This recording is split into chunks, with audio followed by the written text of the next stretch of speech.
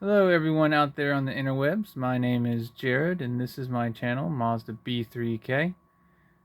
The video you're about to watch is a bumper removal and replace video for any Mazda B Series truck or Ford Ranger truck from 1993 to 1997, possibly longer, depending on if Ford made changes or not. I haven't verified that. But in any case, without further ado, let's get started.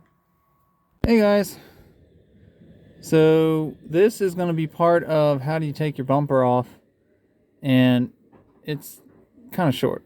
There are two 21 millimeter bolts over here, and there are two 21 millimeter bolts over there. Back them out. The tricky part, interesting part, is behind. You can kind of see it from here. The two,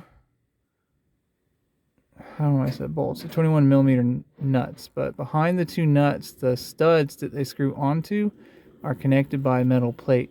So when you take these nuts off, you actually have to push the plate back and out so that the bumper bracket will slide down. And you have to do it on both sides, and you need to be extremely careful because the bumper is heavy, and once you push the bracket back and out of the way, the studs aren't going to hold it and catch it anymore, and it will come down, and you need to be ready. I suggest doing this with two people. I did it alone because I'm a masochist, but that's how you do it. That's how it comes off. That's how it goes on. And there you go. Alrighty, so the last thing that I'm working on here is the bumper and the valence. I had taken the valence off so I could temporarily string up some turn signals. So I've got the valence back on. This is pretty straightforward.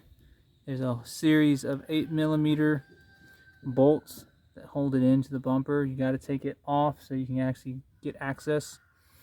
See, there's 1, 2, 3, 4, 5, 6, 7. There's actually 8, but that tore out. So, all right, so that is that. All right, guys, that is going to do it as far as bumper removal and reinstallation. There's just not much to it. 4 big bolts and blink, there it goes. So if you learned something, let me know. If you didn't like what I did, let me know as well.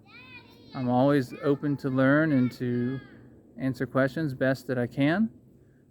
And as always, remember to like, share, and subscribe. And until next time, later.